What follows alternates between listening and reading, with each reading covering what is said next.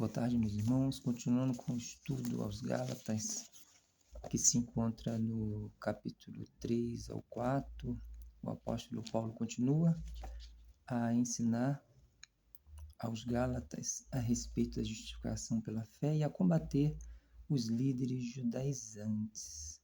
Gálatas capítulo 3, versículo 1 diz assim: Ó Gálatas insensatos, quem os enfeitiçou? Jesus Cristo não lhes foi explicado tão claramente como se tivessem visto com os próprios olhos a morte dele na cruz?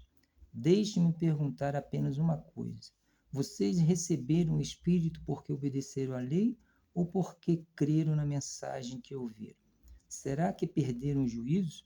Tendo começado no Espírito, por que agora procuram tornar-se perfeitos por seus próprios esforços? Será que foi à toa que passaram por tantos sofrimentos? É claro que não foi à toa. Paulo ele começa agora o argumento inspirado pelo Espírito Santo para mostrar a falácia dos ensinos judaizantes. Esta é a essência da carta, na qual o apóstolo vai discorrer sobre o assunto que o levou a escrevê-la. Usando o Velho Testamento como base, o escritor demonstra que pessoa alguma jamais conseguiu chegar a Deus através das obras da lei. Ele começa com uma forte repreensão a respeito da insensatez dos Gálatas. Eles foram ludibriados pelo falso ensino daqueles que queriam voltar ao rudimento da lei. Jesus tinha sido exposto como crucificado diante deles, isto é, a obra da redenção tinha sido apresentada de maneira cristalina quando ouviram o Evangelho.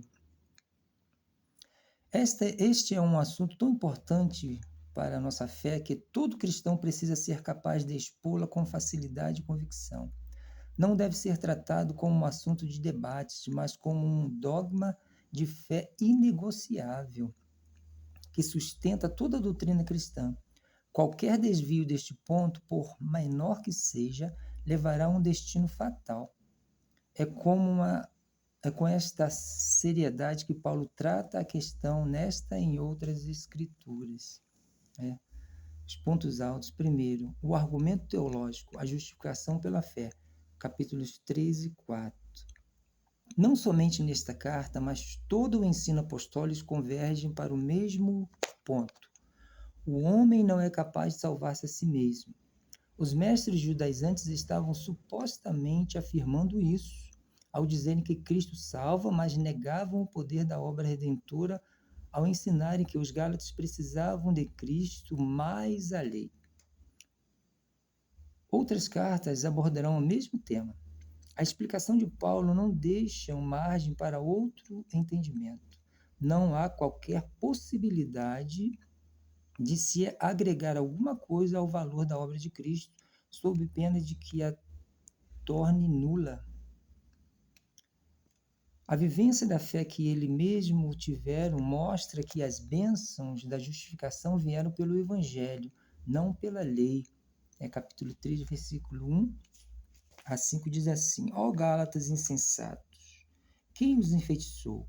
Jesus Cristo não lhes foi exposto tão claramente como se tivessem visto com os próprios olhos a morte dele na cruz? Não, deixe-me perguntar apenas uma coisa. Vocês receberam o Espírito porque obedeceram à lei ou porque creram na mensagem que ouviram? Será que perderam o juízo? Tendo começado pelo Espírito, por que agora procuram tornar-se perfeitos por seus próprios esforços? Será que foi à toa que passaram por tantos sofrimentos? É claro que não foi à toa. Volto a perguntar: acaso aquele que lhes deu o Espírito realizou milagres entre vocês, agiu assim porque vocês obedeceram à lei ou porque creram na mensagem que ouviram?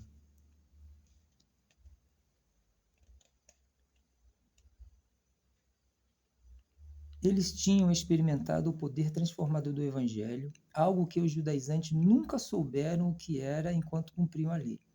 Durante a vigência da lei, o Espírito não era derramado sobre os que criam, nem eram eles seu templo de habitação. Por que razão haveriam eles de querer regredir àquela condição. Abraão, o pai da fé, foi abençoado por crer, não por cumprir a lei. 3, 6 a 9. Da mesma forma, Abraão creu em Deus e assim foi considerado justo. Logo, os verdadeiros filhos de Abraão são aqueles que creem. As Escrituras previram esse tempo em que Deus declarará os gentios justos por meio da fé.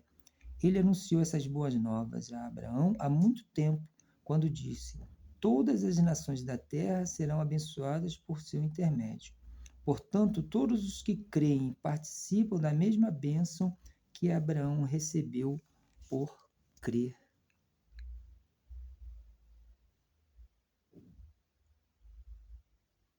Em todos os tempos, a fé na revelação de Deus foi sempre o meio para a salvação. As obras ou a justiça própria, em momento algum, serviram para isso, desde o Velho Testamento. A justificação de Abraão foi atribuída ou creditada. Capítulo 3, versículo 6. Da mesma forma, Abraão creu em Deus e assim foi considerado justo. As obras de Abraão foram creditadas a ele.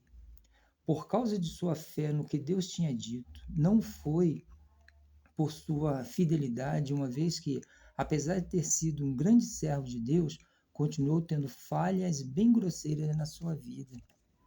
Abraão, quando chamado a Deus lá de Ur dos Caldeus, ele obedeceu sim, saiu, largou tudo e foi obedecer a Deus. Mas enquanto estava em Canaã, ali peregrinando, houve uma grande fome. E Abraão, ao invés de consultar a Deus o que ele deveria fazer, ele simplesmente pegou todo mundo e desceu para o Egito, onde ele quase perdeu a esposa e quase perdeu a vida se não fosse por intervenção de Deus. E Deus o guardou e Deus fez com que ele retornasse do Egito para o lugar onde Deus havia mandado ele ficar e não sair. Então, Abraão também teve suas falhas. Abraão ouviu Sara quando esta ofereceu Agar a ele para que ele tivesse um filho com Agar e esse filho fosse considerado filho de Sara, porque Sara é estéril.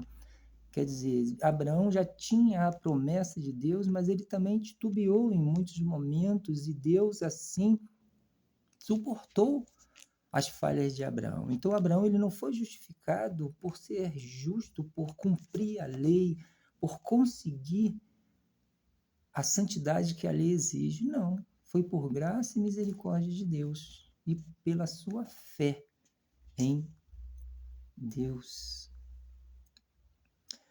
A lei traz a maldição do pecado, porque é ela quem evidencia o caráter de Deus, bem como o caráter do homem. Capítulo 3, do 10 ao 14. Contudo, os que confiam na lei para serem declarados justos estão sob maldição, pois as Escrituras dizem: maldito quem não se mantiver obediente a tudo o que está escrito no livro da lei. É evidente, portanto, que ninguém pode ser declarado justo diante de Deus pela lei, pois as Escrituras dizem: o justo viverá pela fé. E a lei, porém, não é baseada na fé, pois diz: quem obedecer à lei viverá por ela. Ela não tem o poder de nos curar do pecado, apenas de denunciar nosso pecado. Ao mostrar nosso estado de rebeldia contra Deus, ela nos amaldiçoa ao invés de salvar. Daí a inutilidade de alguém tentar ser salvo cumprindo a lei.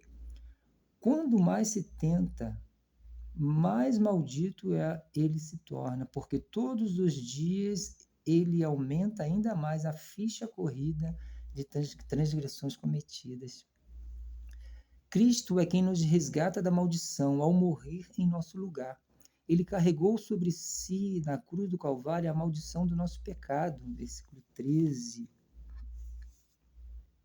Mas Cristo nos resgatou da maldição pronunciada pela lei, tomando sobre si a maldição por nossas ofensas, pois as Escrituras dizem: Maldito todo aquele que é pendurado no madeiro.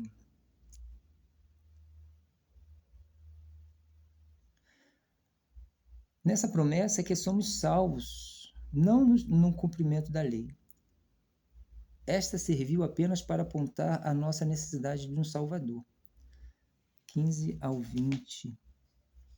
Irmãos, apresento-lhes um exemplo de vida diária. Ninguém pode anular ou fazer acréscimo a uma aliança irrevogável. Pois bem, Deus fez a Abraão a promessa e a seu descendente. Observem que as Escrituras não dizem a seus descendentes, como se fosse uma preferência a muitos, mas sim a seu descendente, isto é, a Cristo.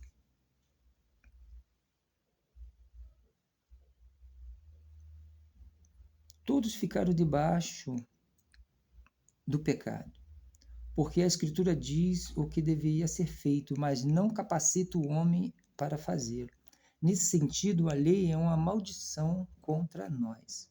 O papel da lei é nos conduzir a Cristo. Uma vez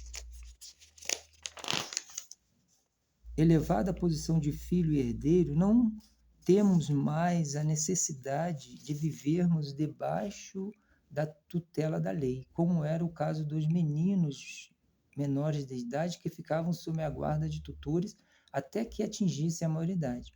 Nesse sentido, a lei é uma bênção para nós, pois nos leva ao Salvador que tanto precisamos. A lei é uma bênção no sentido de nos mostrar que nós somos incapazes de cumprir a santidade da lei, porque a lei ela reflete a santidade de Deus e nós somos homens pecadores. E a única coisa que a lei nos mostra é que nós estamos perdidos e que nós necessitamos de um Salvador. Então ela nos conduz a Cristo.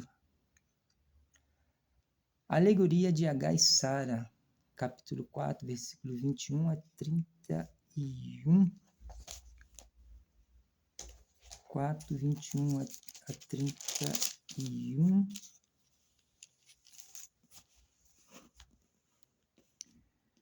Digam-me vocês que desejam viver debaixo da lei, acaso sabem o que a lei diz de fato?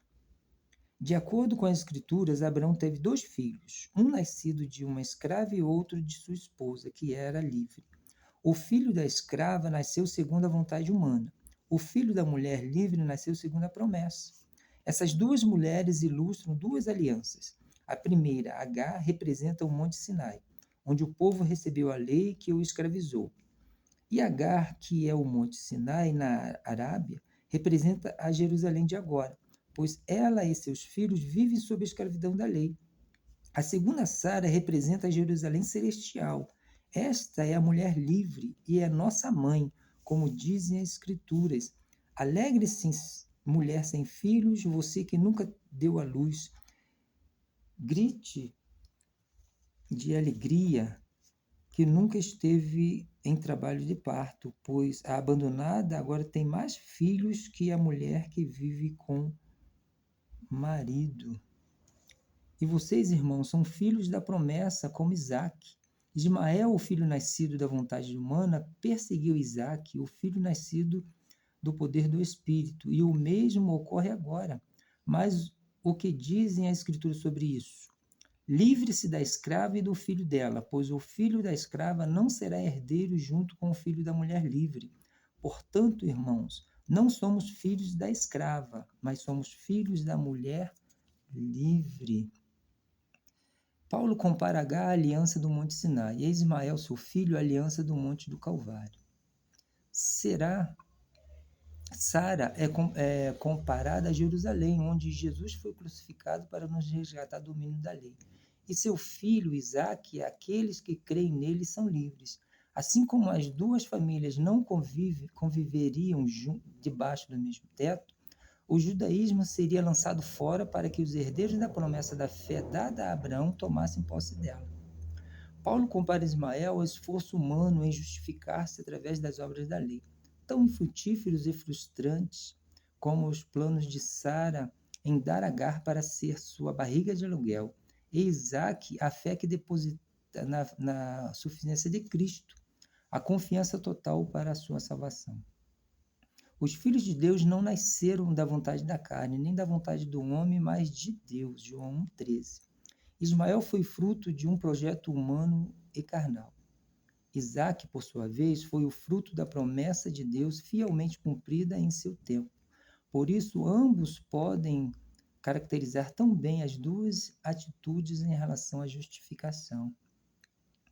A revelação de Deus é gradual e progressiva. Não foi sem razão que Deus deu a lei e fez aliança no Monte Sinai. Mas esse tempo já passou. Chegou a época do cumprimento de tudo o que a velha aliança preconizava.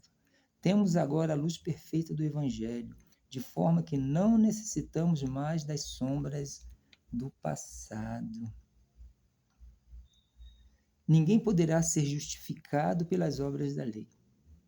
Se isso fosse possível, não haveria necessidade de Jesus nascer no devido tempo, de uma mulher debaixo da lei e sofrer toda a punição do nosso pecado sobre a cruz. Essa é a nossa lição do dia.